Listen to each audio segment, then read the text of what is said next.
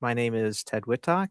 I've been a meteorologist with the National Weather Service in Phoenix since September 2023, and I've had the privilege of presenting several times to this group. So thanks again for allowing me to make this special topic for you guys. And I believe there's also someone else from my office in this call, Gabriel Lajero, who is a lead meteorologist at our office, and he actually is coming from uh, the Puerto Rico office previously. He's been here for longer than I have, but previously he worked at the Puerto Rico office, so they're particularly focused on the weather in the tropics, and so he's also sort of a resident expert on El Nino. And if there's any questions in the chat, maybe he can help me out in answering a few. But with that, I'm just going to kick things off. This is a bit scientific, maybe a little bit in the weeds. So please, at the end, feel free to ask any lingering questions. And I'm going to put my contact information in there. But what we're looking at right away on the first slide here is a map of the relative sea surface temperature anomalies. And it's relative to the 1991 to 2020 climate period. So this is what the anomalies were calculated from. And El Nino, we determine it using an index that is based on sea surface temperature anomalies in a box that's approximately in the location where you see this box in the center of the screen. And to just orient yourself, we have the Americas on the right side of this map, and you have Australia in the bottom left corner, the maritime continent as well, just north of that. So we're looking at the equatorial tropical Pacific, and this warm orange color starting to fill into that box. That's that sort of signal that we look for when an El Nino is developing. So there is a potential for a strong El Nino to develop, and I'm going to get into all of the forecasts and the relevant impacts we might expect. I wanted to start by just defining a few terms. I know it's a lot of text, but I'm going to break it down into the most important points here. So El Nino, La Nina, and neutral are the phases of this. You can think of them as the phases of this ENSO phenomenon, El Nino Southern Oscillation. And the definition is written here. I'm going to read out the definition, but then just break it down into the most important point. So the ENSO cycle refers to the coherent, sometimes very strong year-to-year variations in sea surface temperatures, convective rainfall, surface air pressure, and atmospheric circulation that occur across the equatorial Pacific. So you get the sense that it's this sort of connection between sea surface temperatures and the atmosphere, and it has global reach, right? So that's the main thing that you should take away, is that there are impacts globally from this phenomenon. It can be either in El Nino phase or conditions, it can be La Nina phase / conditions, or neutral. And we determine that primarily from relative sea surface temperature anomalies in the tropical Pacific Ocean using this index called RONI, Relative Oceanic Niño Index. And you can look at these different thresholds in the bottom here. La Nina corresponds with that index being at or below negative 0.5. If it's between negative 0.5 and 0.5, it's in a neutral phase. And if it's above 0.5, it's in an El Nino phase. So I'm going to show you a few charts that reference this, and that's why I wanted to get these out of the way early so that these terms are out in the open. So starting with current conditions, we're currently observing ENSO neutral conditions. However, the Climate Prediction Center has us in an El Nino watch. So currently we're observing equatorial sea surface temperatures near to above average across the central and eastern Pacific Ocean. And we're expecting El Nino to emerge soon. It's quite likely to emerge soon in the May to July timeframe. There's an 82% chance that El Nino emerges. And it's important to understand that El Nino, it's something that develops slowly compared to, day to day or week to week weather variations. So we like to think of it on a seasonal time frame, this sort of 3 month rolling season to determine what phase it's in because it changes much more slowly. And it is likely to continue through the winter. So there's a 96% chance of El Nino conditions persisting through the December to February season. So that's the Northern Hemisphere winter.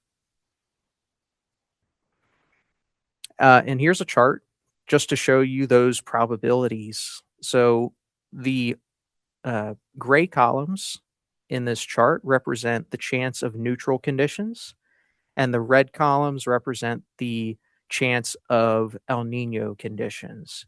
And you can see the seasonal time frames along the bottom. So April, May, June is this AMJ, May, June, July is this MJJ, and so on, all the way through December, January, February on the far right. And we can see that there's very high probabilities above 80% for the May, June, July timeframe that we'll see El Nino conditions emerge. And very high probabilities as we head later in the year, especially by this fall. And a term that you guys have heard a lot in the media is this super El Nino, right? We actually don't use the term super with the National Weather Service. We have these defined categories where it could be weak, and you can kind of see them in the right here. I hope you can read the on the right side of this chart here the different categories that we have. But you can have a weak El Nino, a moderate El Nino, a strong El Nino, or a very strong El Nino, and these are defined by that Ronnie index that I mentioned earlier. I'm just going to highlight the strong and the very strong that are at the very top of that legend on the right there. So a strong El Nino is when the index is between 1.5 and 2, and the very strong is when it's above 2. And so this chart here is showing the probabilities of each of those strengths of El Nino. And the point that I wanted to highlight, so this is again the same seasons along the bottom as we're going to the right in time here towards the winter. I wanted to highlight these two top categories, right? The red and the dark red, that's the strong and very strong phases. There's over a 50% chance as we head into September, October, November, and forward from that point through the winter. So we have over a 50% chance of a strong or very strong El Nino as early as the September, October, November season. However, something I wanted to highlight, something that I hope will put some at ease, stronger events do not always mean bigger weather and climate impacts. And that's this little note that I have highlighted in the bottom right here. Stronger events do not always mean bigger weather and climate impacts. They can make it more likely that certain impacts will occur. So hopefully that puts some at ease as to all the media hype we've heard about Super El Nino. There's high probabilities of a strong or very strong event, but that doesn't mean that we're going to see big impacts. In fact, in this part of the country, there's the main relationship between El Nino and our local conditions is that we might expect wetter than normal conditions during the winter and early spring time frame. And that's sort of what this map on the right here is trying to demonstrate. So this is the typical conditions that you might expect during an El Nino winter. And we can see this large area of warmer than normal conditions indicated across much of Canada and the northern tier United States and even stretching into Alaska. And then across the southern United States, you see this shaded green area that's indicating wetter than normal conditions. And this red arrow is indicating an enhanced or extended Pacific jet stream or a subtropical jet stream. And that's that sort of amplified storm track that brings us wetter conditions during the winter and early spring in an El Nino event. So, given all of that background, what are our current climate prediction center outlooks showing for the monsoon and beyond? So the monsoon, of course, is centered between the calendar-based definition is June 15th through the end of September. And so what I'm showing here is the seasonal outlook for July, August, September. And we're seeing a slight tilt in odds for above normal precipitation. So 33 to 40% chance of above normal precipitation. Slightly better odds in the Four Corners region. And looking a little bit more in depth, our climate modeling is suggesting that these increased odds are focused more towards the latter half of the monsoon. So, something that is associated with El Nino is an increase in tropical cyclone activity in the Eastern Pacific or in the Pacific in general. And with that, we might expect some more tropical systems, some more opportunities for tropical systems to develop off the west coast of Mexico and in the Eastern Pacific, for example. Those can sometimes shed their moisture into the desert Southwest, especially as we head into August, September timeframe. And so this is perhaps what our Climate Prediction Center outlook is trying to indicate there. And what the climate modeling is suggesting currently is that those increased odds of above normal are focused towards the latter half of the monsoon season. We're also looking at an outlook for warmer than normal temperatures. So there's some influence on the desert Southwest from those higher than normal sea surface temperatures. If you have higher than normal sea surface temperatures, it'll tend to influence the atmospheric conditions in that area. And so that's probably what these warmer than normal temperatures being favored is coming from in our area. However, we always like to highlight, if you get widespread rainfall, then you can expect episodes of extreme heat to be broken up in the latter half of the monsoon season. So if we see those more active monsoon events, we might expect that extreme heat threat to be reduced and those long periods of extreme heat to be cut up or broken up. And here I've just sort of aggregated from the 6 most recent El Ninos during monsoon, what the resulting precipitation was across the state. So, looking at the last 6 of these events, El Ninos that happened during monsoon, there's a wide mix of areas with above, near, and below normal rainfall across the state. But in general, we're looking at since 1991 trending drier during the monsoon, even during these El Nino events. But the main takeaway, looking at these areas of browns and greens, it's a wide mix of areas with above, near, and below normal during the monsoon. Now for the autumn, we're looking at odds tilted towards wetter than normal conditions, 40 to 50% probabilities. So indicating perhaps an increased probability of those wetter than normal conditions as we head into the autumn. And this is specifically October, November, December timeframe is what we're looking at. So the next 3 months after the monsoon. So this is also potentially picking up on that tropical influence that I explained previously, where we get the moisture shedding off of those systems and being pulled into our region, especially during that October and maybe even early November timeframe. And there's a slight tilt in odds towards warmer than normal conditions during this same October-November timeframe. which is consistent with long-term warming trends. And again, I've compiled the last 6 El Niños that were present during autumn in our state. And there is a very wide range of outcomes, ranging from very dry to very wet across Arizona. Looking at, let's see, this is 2023 in the top left, 2009 in the bottom left, and 2006 in the bottom middle, looking at very dry conditions across the state. And then very wet conditions in 2018, which is in the top middle, and 2004, which is in the bottom right. So it's a very wide range of outcomes, from very dry to very wet, and in some cases, record dry to record wet in some areas.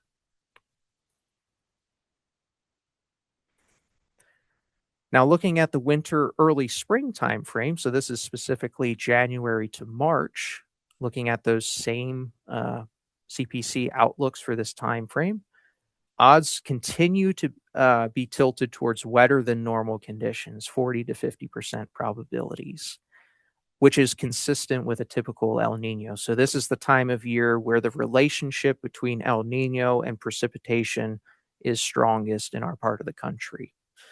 And there's no specific category being favored for the temperature outlook. Now, this is, as expected, a little bit more consistent with the last 6 El Niños we've observed during winter and early spring. Most of the wettest winters in the state have occurred during El Nino episodes. However, looking at 2016 in the top right here, that was a notable outlier where we saw below normal precipitation across the state. However, most of these are exhibiting near to above normal precipitation across the state during this time frame. So just to summarize this, I know it was a lot of technical terms, a lot of numbers and figures that you may not have seen before. But hopefully this summarizes the main points, the key takeaways. El Nino is very likely to emerge soon, an 82% chance as early as the May, June, July season, and will persist through, is likely to persist through the 2026 to 27 winter. There's better than a 50% chance of a strong or very strong El Nino by fall 2026. However, stronger events do not necessarily mean bigger impacts. So don't let the forecast of a very strong or strong El Nino influence your perhaps fear for this, for the outcomes that might happen. Above normal temperatures will be favored through the remainder of the heat season, 40 to 50% odds. But again, if we see some widespread rainfall, particularly in the latter half of the monsoon, as these outlooks might suggest, it could break up those extreme heat episodes and help us see,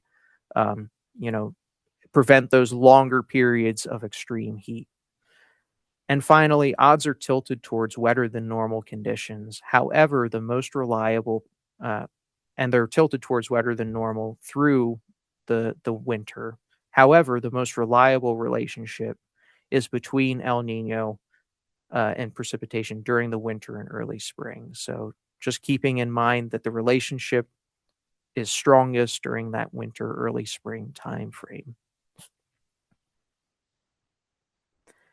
And with that, I'll go ahead and open it up to questions and leave my contact information up. Great. Thank you so much, Ted. Really appreciate the actually delving into the definitions and kind of the history behind it. So we do have one question or comment relative to the increase in humidity in the chat. So you're welcome to take a look at that and address that. And then I see Rebecca and I think Dave had his hand up as well. So Rebecca, do you want to ask your question while Ted looks at the one in the chat? I actually don't I'm trying to read my question was about humidity too. So Ted, maybe you can nail them both at the same time. For somebody who is not a weather expert climatologist, so take it maybe down to like fourth grade for me. Could you explain the relationship between high heat, humidity, and rainfall during the monsoon season? So I think of the monsoon season as having a higher relative humidity, but then once you get the rainfall, the humidity goes up and the temperature goes down. So when you say wetter conditions, do you mean more humid and also more precipitation? How do those relate? Yeah, so when you get widespread precipitation, it does increase the humidity. Um, Now, humidity does a couple things. It actually keeps your overnight low temperatures a little bit warmer, but it also prevents your high temperatures from getting as high as they would be if it was dry. Does that make sense? So your temperature range between your lows and your highs is going to be reduced. It's going to be, instead of going from 70 degrees to 105, it'll go from 80 or 85 degrees to 100 from the morning low to the afternoon high, if that makes sense. That And makes a yes, lot. why? Yeah, Yeah. that makes a ton of sense. And but it also makes the heat seem, you know how we always say it's a dry heat, and we know that humidity makes heat seem less tolerable. Will it, will it, even if it's cooler, will it still feel sort of on the heat index? Will it still feel terrible? And will it be almost worse? I know it's all Yeah, probability. it's yeah, um so in this part of the country, heat index is not uh it's useful. It can be useful, but often our humidities don't get high enough for it to be useful, for more than maybe a few specific days of the year. It's usually dry enough here that we like to use something called heat risk, and I know we've talked about this at previous meetings. And heat risk takes into account, the low temperature, the high temperature, uh, how warm is it relative to, you know, the normal temperature for that day, the records for that day, and that sort of thing. So, and we understand that in this part of the country, when you get high temperatures around 100, 105 degrees, it's not as uh, impactful as if you got those temperatures somewhere in the Northeast, for example. So that heat risk sort of takes a lot into account when it thinking about the impact of the heat. Rebecca, this is David. And really, I think the issue has to do with when you have more humidity, people aren't able to sweat and cool themselves off the way that they would if there wasn't so much humidity. And that becomes a big problem, particularly for people who are on either certain medications or if they've taken methamphetamine, where they're producing more heat, but they're not able to sweat and dissipate that the heat that they're producing. And what we found, and I think you probably remember this, is that this, and I don't know exactly where the cutoff is, but at a certain point, the numbers of patients that we see in the emergency department, the number of people who die just go up precipitously when you get up around 115, 116, 117, 118 in Phoenix. Now, you know, we don't have the humidity that is complicating that in most cases, like in places like, Chicago or New York or other places where they will have, or Houston, where they'll have the humidity plus the high temperature. But when we get up to like 115 and above, it seems like the numbers of people who get really sick from the heat just accelerate. And I don't know that we have really defined exactly why that is, but it does seem to be the case. So, well, and that's what I'm sort of trying to figure out. We do actually see the numbers go up a little well before 115. That being said, Ted, with increased moisture, are we likely not to hit those 115, 117s? Is it hard to hit those when you've got more humidity? It sounds like maybe we'll only hit 110, 112. And because the humidity is at like 80 or 90%, it won't be the same as if it would be in the Northeast. Is that accurate? I mean, it's true. The higher your humidity is, the harder it's going to be to hit those extreme temperatures. Um, you know, water famously takes a long time to boil. Water vapor also has a lot of heat content, so it takes a lot to warm moist air. It takes a lot more energy to warm it than dry air. And so it just doesn't, with the same amount of sunshine, the same amount of, strong high pressure, you can't quite get the temperatures as high if it's very humid. So yes, that's true. However, your overnight lows also don't cool off as much, so it's probably going to be in the 80s in the morning, and so you get no relief. Hmm. Great, And thank you. our heat risk tool does take that diurnal temperature range into account. The difference between it takes that into account. So it indirectly takes into account the humidity, if that makes sense. Dave Huntula put some information in the chat with regards to the heat index. Yeah, Thank you, Ted, I Dave. don't know if you think those are like decent values for kind of hot and dry and sort of hot and humid summer, just kind of playing with some round numbers here. Those dew Yeah. points in Fahrenheit there. I mean, I know we can definitely go lower on dew point and higher, lower on the dry and higher on the wet, but Yeah, I mean, I think that illustrates the point. Although I don't know the numbers off the top of my head, that I think that illustrates it pretty well. If so you have the for same, so if one believes that the heat index is informative for risk, yeah, we could kind of wind up in the sort of same scenario there. right? And I can quickly give another example using the wet bulb globe temperature, which is kind of still suggested to be used here, even though it's dry. And we did a study in 2019 where we did lots of measurements in June when it was super, super dry. And then again in August when it was sunny, but higher moisture content in the air.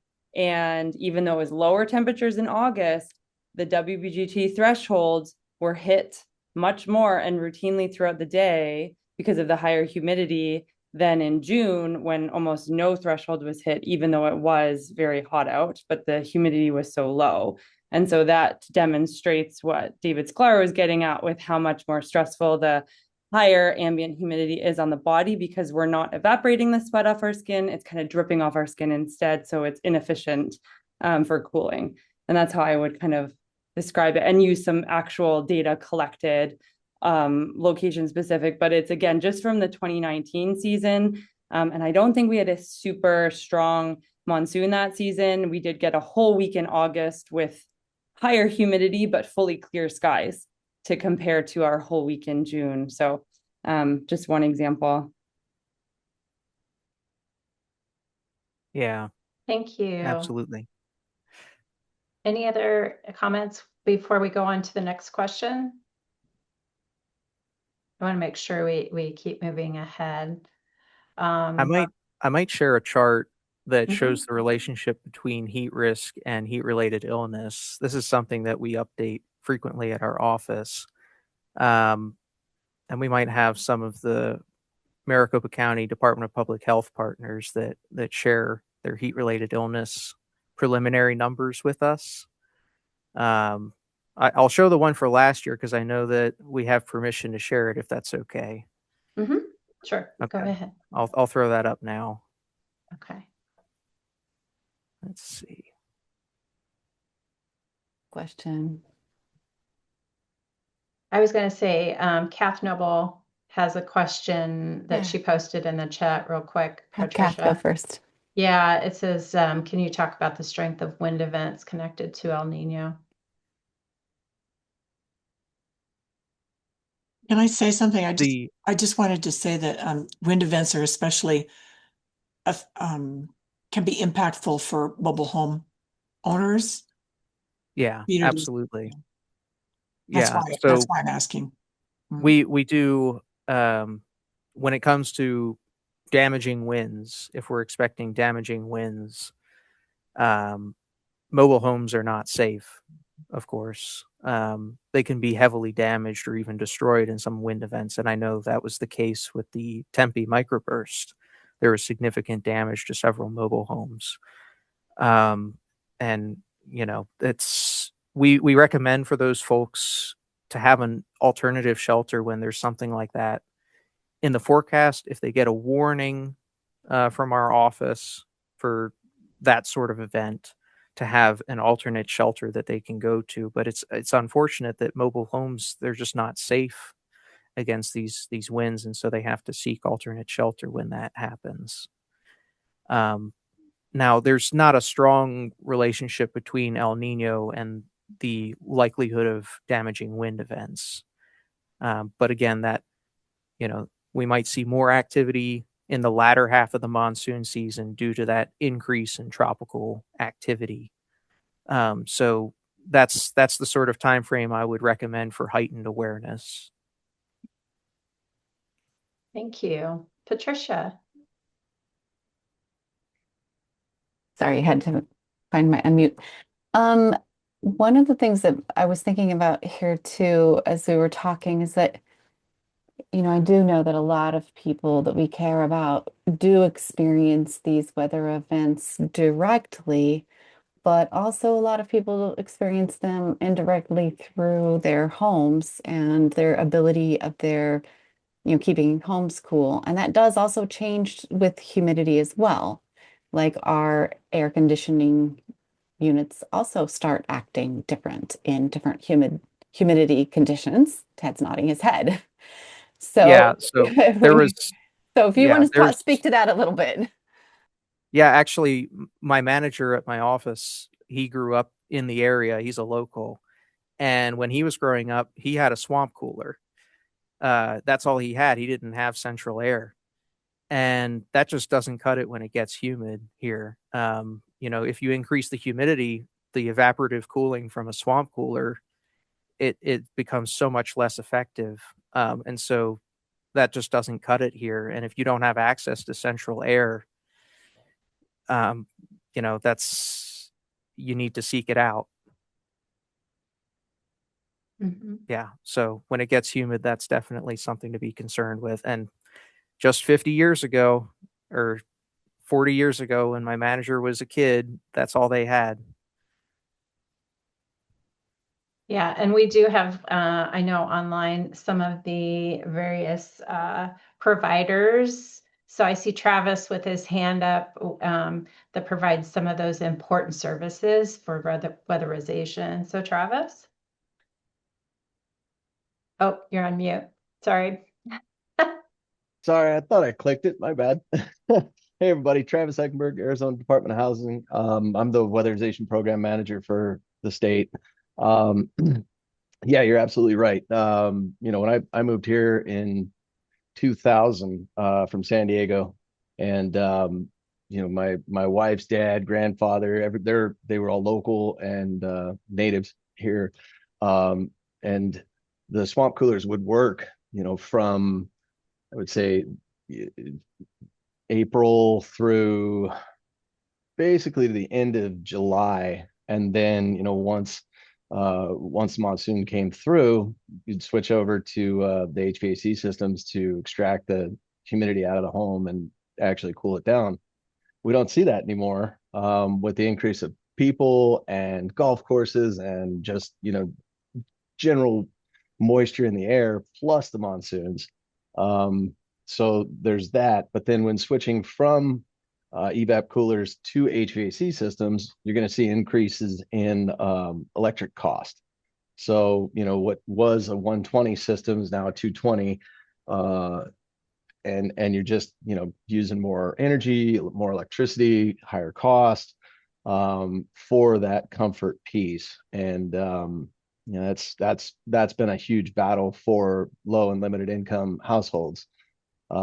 So, but it's necessary to survive, because at a point the swamp coolers are just blowing out humid, hot air, and it's absolutely horrible throughout the home. Mold, moisture issues. I mean, just everything. Indoor air quality just totally goes down. So, um, That's an yeah. excellent point on the air quality issue too. Don't really think about that. Yeah. Great, thank you, Travis. Ted, do you want to speak to the slide that you have up? Oh, yeah. So we were talking about heat risk, or measures of weather related things that determine the risk to health. So I wanted to just demonstrate that heat risk is a very effective tool for capturing the risk that the current heat is posing. Um, the different bars on this chart are colored based on the heat risk category, and they go from none, which is this light green. You can only see it during the winter time frame and in the shoulder seasons. But then you see the yellow, which is minor, orange is moderate, red is major, and then purple is extreme heat risk. And these stars are the days where our office had an extreme heat warning in effect for Maricopa County. And so we're really focusing on those peaks, right? We're focusing on those days with major and extreme heat risk.